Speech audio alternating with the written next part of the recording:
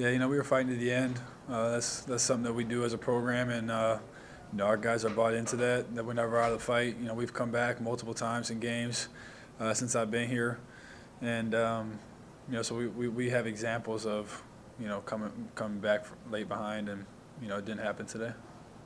Weird, like, Mel was just in here and asked, obviously there's still the possibility you guys get molded and how that works out. He said to be determined, just basically told you guys you don't know if we're going to have a molding, and he didn't even know if you guys would accept a whole bid and offer one. What's that uncertainty like? When you just don't know coming off a game like this? Yeah, it's weird. Somebody said that to me on like Tuesday or something, and I told them, "No, you're wrong. You got to win 6 games to get into a bowl game." And then I was informed that night that actually, like, somehow you do get in if you have 5 wins. Some teams, which I literally never knew that until this past year. Yeah. So I don't know. If we get another one, great. If we don't, that'll be it for these seniors. And I feel bad that this is the way we had to send them out. But I don't know. I guess we'll find out tomorrow or something like that. How did the pressure compare today to maybe the rest of the season? It seemed like you were getting more pressure today. You talking about like pressure from the defense? Yeah. Yeah, they got good guys up front. They got some really talented guys with really good athleticism, and they work different pass rush moves. You can see it on film. They did a good job today, getting pressure. I thought our offensive line battled, but yeah, they were able to produce some pressure. We saw the looks. They didn't really bring anything that we hadn't seen on film, but I haven't watched the film myself, obviously, so I'll see where the breakdowns were on film and what was happening. For both you guys, if there was a bowl game opportunity for you, do you think this team would want to play another one? Yeah, I know we would.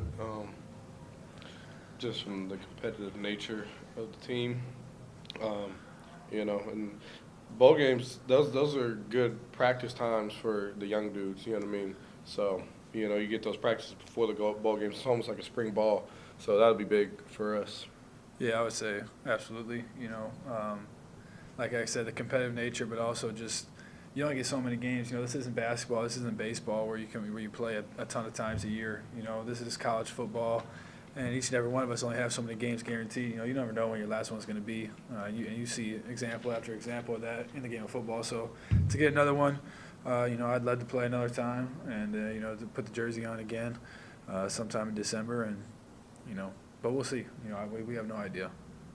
I know it's a different situation, but last time you guys were here, you left and ended up being the last game. You didn't know. I mean, is there anything to that, or do you not see the connection? Do you not recall? Yeah, we remember. We were supposed to play Maryland. We had rescheduled that Maryland game. Yeah. But yeah, that COVID year was crazy. So it's like, it's totally different than kind of now. But yeah, I could tell coming out of COVID, like I said, we're supposed to play Maryland next week, and I was excited to play them, and it got canceled. And to be honest, I think that we can honestly say, we were ready for that one to be done that season. That COVID was crazy. We weren't 5-7, we were 2-5. So on top of everything else that had happened that year, we were, let's get to the off season and get rolling. So, but now that's a different situation. That late when the game was still a 5-point game and they had that 4th down late and they shifted out there or whatever. Yeah. Was there a thought at all maybe we should call a quick timeout, or do you feel like you guys had the right thing but it just didn't execute? Yeah, I kind of thought about a timeout, but I was like, shoot, let's just play. They did have us outnumbered. It was 3 of us over there and 4 of them. So they just played the numbers game. But if I lined up a little closer and Dylan played the edge a little bit better, we might have been able to. I probably would have at least been able to get him on the ground. If not, maybe stop him before the line. But, yeah, I think we probably didn't need a different play, but we could have just played it better. Overall, the defense, though, the way you guys played today, for most of that game, kind of kept you guys in the game. Just talk about that, especially with so many guys out, too. Yeah, it was frustrating, the first touchdown. They put a good drive together and ended up scoring, and then they ran a trick play on us, so that is what it is.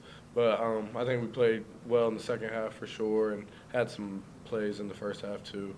But I think it took us too long to get, going.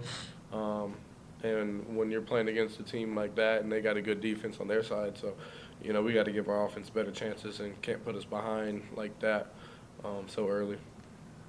I'm wondering from both of you guys about the call and resiliency as well, along that line.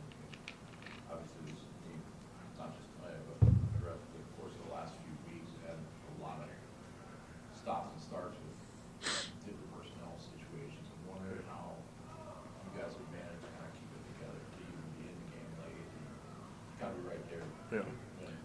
Well, we knew we could, you know, win the game. You know, we knew that going into the game. We didn't execute as well as we could have. But like I said, we had a mishap on their first touchdown, and they run a trick play on their second touchdown. But other than that, we were playing pretty decent football. So it just came down to shoot, like, you know, that South Carolina kid from last week kind of said it the best. Yeah. The DB, you know what he said? Yeah. I ain't gonna say it, but you know, just kind of stepping up and just doing your job. We didn't think the game was ever out of reach or anything like that.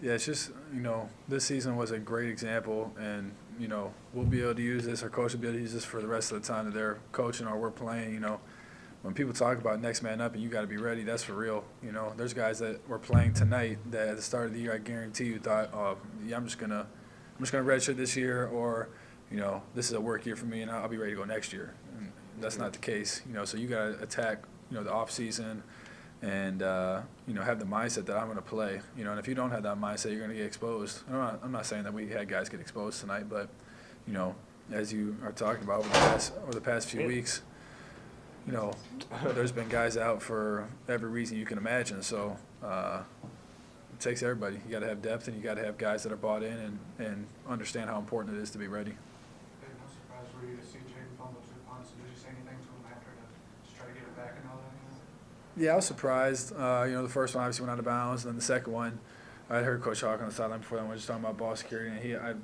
I was watching him catch tuck, and, you know, be ready, you know, focusing on it. So, you know, it's unfortunate that it popped out for him. Obviously, you know, he doesn't do that very often at all. He's always a reliable ball carrier. But no, after that, I didn't say anything to him. You know, just gave him a pat on the head. You know, there's not much you can say to a guy like that. Obviously, he knows he messed up. You know, you're not going to tell him, hey, why don't you hold on to the ball? You know, that's not going to do anything. So, we always talk about, you know, next play, you can't dwell on something, and that's a big part of our program. And so I knew that he would be in the right headspace moving forward, and, you know, I think he was. Are you getting even more of a comfort level here late in the season with Coleman and both and some of the kids and intermediate crossing routes that really fueled some big plays today? Yeah. And can that carry over whether this game in December or next year? Yeah, it absolutely can. I think that, you know, I'm thankful for this year and everything that I've learned. I've learned a lot this year. And, you know, last year, as you guys saw, you know, we threw the ball over the top quite a bit.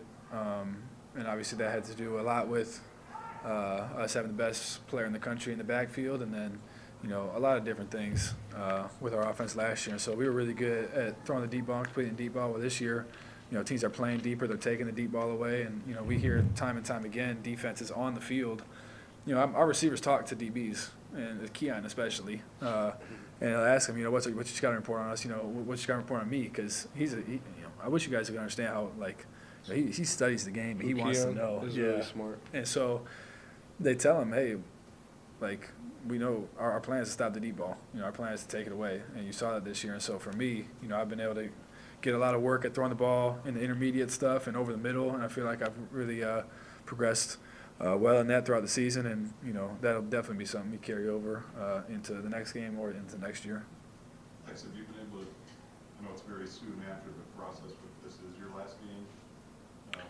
I guess Yeah. the journey we're like possibly in. Yeah, just kind of halfway through the first half, you know what I mean, we're down. And I told everybody, I said, you know, yeah, if this is my last game effort, you know, I'm going out swinging, you know. I try to hype them up a little bit because I thought we were didn't have a lot of energy. But yeah, I knew it throughout the game. I was kind of thinking about it throughout the game. But then after the game, it kind of hit pretty hard. And I got my tears out the way. And then Coach Tucker said I didn't know we could play another game, but so I was like, okay, Mom. And I already said, like, thanks for everything to some of the coaches. And then Coach Tucker's like, we don't want to hear that right now. I was like, oh, my fault. You know, I was premature. But, yeah, I thought about it. But I wouldn't trade it for anything, honestly. The time for Lawrence